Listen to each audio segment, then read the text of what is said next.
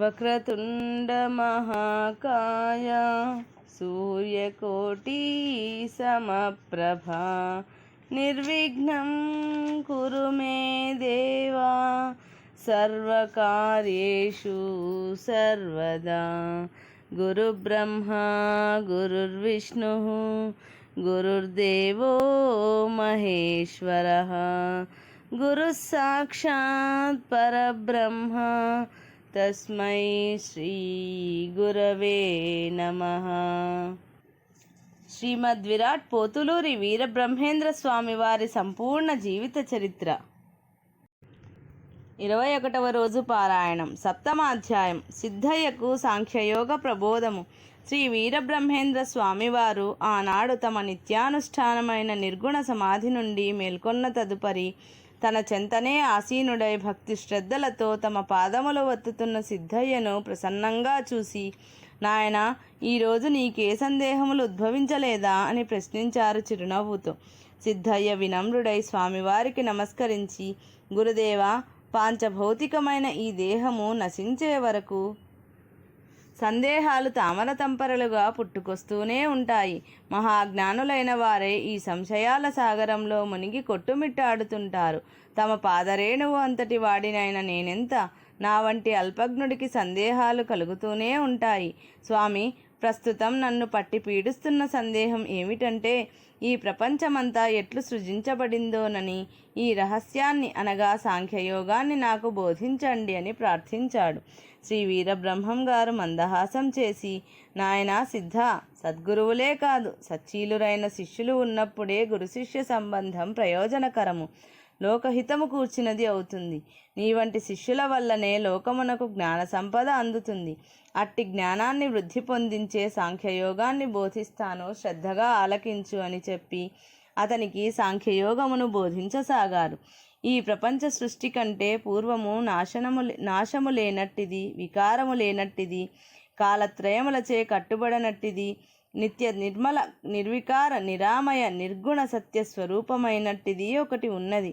అది ఒక్కటే తప్ప రెండవదంటూ మరేది లేని దానిని బ్రహ్మము అన్నారు.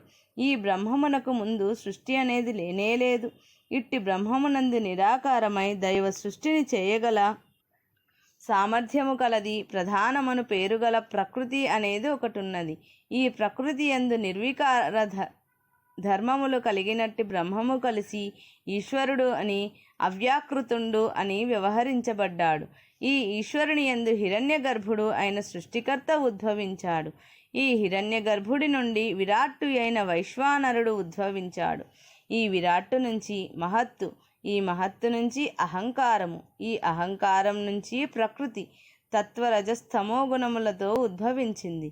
ఈ ప్రకృతి యొక్క తత్వగుణము నుంచి జ్ఞానేంద్రియములు, రజోగుణము నుంచి కర్మేంద్రియములు, తమోగుణము నుంచి జ్ఞానేంద్రియ కర్మేంద్రియ తద్విషయములైన పంచమహాభూతములు ఉద్భవించాయి. ఇవి తమ అధిదేవతలతో సహా పుట్టాయి. అవి ఎలా ఉద్భవించాయంటే, శబ్దము నుండి సదాశివుడు అధిదేవతగా కలిగిన ఆకాశము పుట్టింది. స్పర్శము నుండి ఈశ్వరుడు అధిదేవతగా కలిగిన వాయువు పుట్టింది. రూపము నుండి రుద్రుడు అధిదేవతగా కలిగిన అగ్ని పుట్టింది.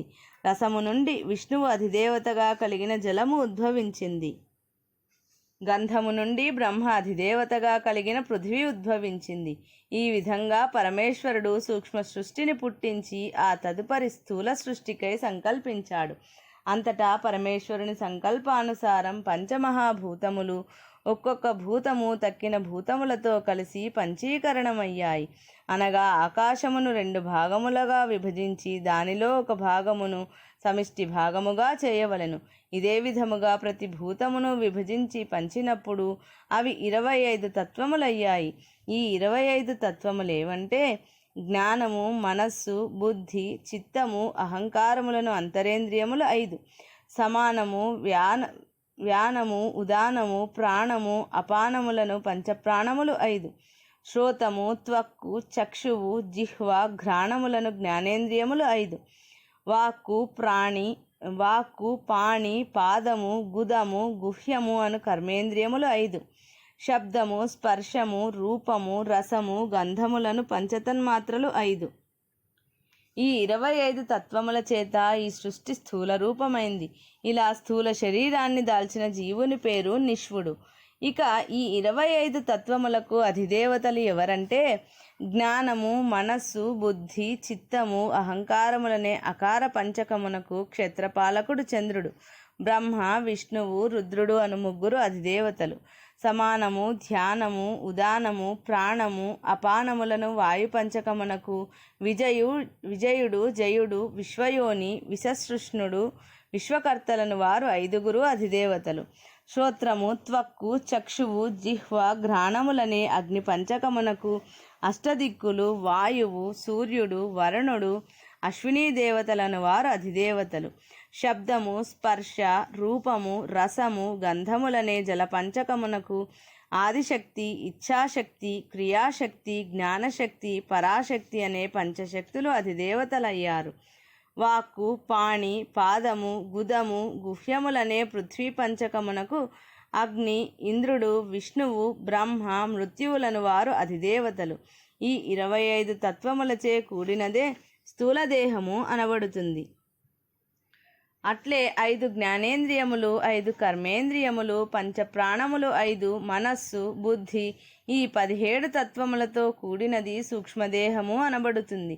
దీనినే లింగదేహము అని కూడా అంటారు. ఈ స్థూల సూక్ష్మదేహములు 2 కారణదేహములు అవుతున్నాయి. ఈ కారణ శరీరమునందు అజ్ఞానము ప్రత్యక్షముగా ఉంటుంది. ఒక్క మాటలో చెప్పాలంటే ఈ అజ్ఞానమే స్థూల శరీరముగా మారుతున్నది. ఇట్టి అజ్ఞానము వలన అవివేకము, ఆ అవివేకము వలన నేను, నాది అను అభిమానము, ఆ అభిమానము వలన కామక్రోధములు, ఆ కామక్రోధాదుల వలన అనేక కర్మలు చేస్తూ ఆ కర్మల ఫలితంగా ఈ జీవాత్మ జనన మరణములను పొందుతూ మళ్ళీ పూర్వకర్మ వశమున మరలా పుట్టుచు గిట్టుచు అనేక జన్మలు ఎత్తి దుఃఖిస్తుంటాడు. ఇట్టి జీవునికి అజ్ఞానము అనబడే కారణదేహము నశించనిదే ముక్తి కలుగదు. బ్రహ్మజ్ఞానము అనబడే అగ్ని వలన అజ్ఞానమును తత్సంబంధమైన సకల కర్మలను నశించి జీవులు ముక్తిని పొందుతాయి. కనుక అజ్ఞానమనే కారణదేహము అయిన ఈ మానవ దేహము నశించిపోక తప్పదని ప్రతి మానవుడు గ్రహించవలెను. అలా గ్రహించని వానికి ఎన్ని జన్మలెత్తినా ముక్తి కలుగదు. శ్రీ వీరబ్రహ్మం గారు ఆ విధంగా వివరంగా సాంఖ్యయోగమును బోధించారు.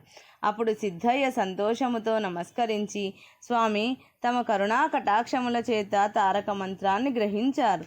ఇప్పుడు సాంఖ్యసూత్రమును గ్రహించారు. కృతార్థులను. కానీ స్వామి ఈ సాంఖ్యసూత్రము ఇంతేనా? లేక ఇందులో ఇంకా ఏమైనా తత్వములు ఉన్నాయా?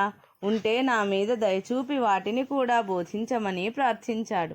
శ్రీ వీరబ్రహ్మేంద్ర స్వామి వారు మందహాసం చేసి, నాయన ప్రశ్నలు అందరూ వేస్తారు, కానీ సూక్ష్మ విషయాలను కూడా తరచి తెలుసుకోవాలన్న తృష్ణతో పరిప్రశ్న వేసే నీ వంటి శిష్యులు నూటికో కోటికో ఒక్కరు ఉంటారు. పరిపక్వతను సంతరించుకుంటున్న నీ మనస్సును, ఆ మనస్సు నుండి ఉద్భవిస్తున్న జిజ్ఞాసను చూస్తుంటే మా హృదయం కూడా సంతోషంతో ఉప్పొంగుతుంది. నీవు అడిగిన పరిప్రశ్నకు సమాధానమే 96 తత్వములు.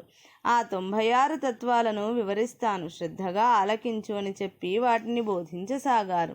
5 పంచభూతములు, 5 జ్ఞానేంద్రియములు, 5 కర్మేంద్రియములు, 10 విషయములు, 10 ప్రాణాది వాయువులు, 6 చక్రములు, 8 రాగములు, 4 అంతఃకరణములు, 3 షడూర్ములు, 3 ఈషణములు, 3 గుణములు, 3 అవస్థలు, 3 తాపత్రయములు, 5 కోశములు, వెరసి 96 తత్వములు. ఈ తత్వములతో కూడిన శరీరమునందే నేను అనబడే జీవుడున్నాడని గ్రహించవలెను. ఇట్టి జీవుని ఘటము అని అంటారు.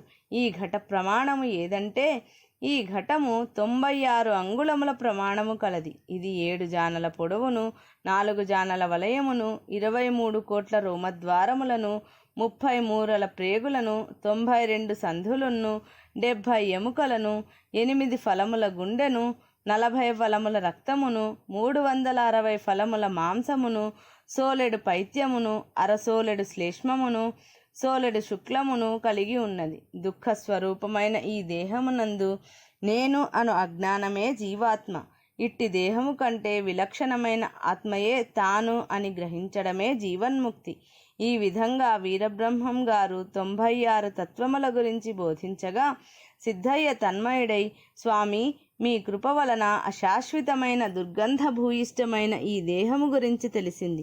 అయితే స్వామి, మలమూత్రాదులతో నిండిన జుగుప్సాకరమైన ఈ దేహములో దేవతలున్నారని తమరు తొలినాడే బోధించారు. మరి ఆ దేవతలు ఈ దేహంలో ఏ ఏ స్థానాలలో ఉన్నారో కూడా తెలిపి నన్ను కృతార్థుణ్ణి చేయండి అని ప్రార్థించారు. సిద్ధయ్య ప్రశ్నకు శ్రీ బ్రహ్మం గారు మిక్కిలి సంతోషించి, నాయనా సిద్ధ, జిజ్ఞాసువులందరికీ ఉపయుక్తమైన ప్రశ్నను నీవడిగినందుకు మాకు చాలా ఆనందంగా ఉంది. రక్త మాంస మలమూత్రాదులతో కూడిన ఈ దేహములో ఆధార, స్వాధిష్టాన, మణిపూరక, అనాహత, విశుద్ధ, ఆగ్నేయ అనే షట్చక్రాలున్నాయి. ఈ 6 చక్రాలలో మళ్ళీ ఒక్కొక్క చక్రమునందు గల దళములు, బీజములు, లింగములు, అధిదేవతలు, వర్ణములు, స్థానములు, శక్తులు, హంసలు అను వాటి గురించి వివరిస్తాను, శ్రద్ధగా ఆలకించుమని చెప్పి స్వామివారు షట్చక్రముల గురించి వివరించసాగారు. ఇది పోతులూరి వీరబ్రహ్మేంద్ర స్వామి జీవిత చరిత్ర 21వ రోజు పారాయణం సంపూర్ణం.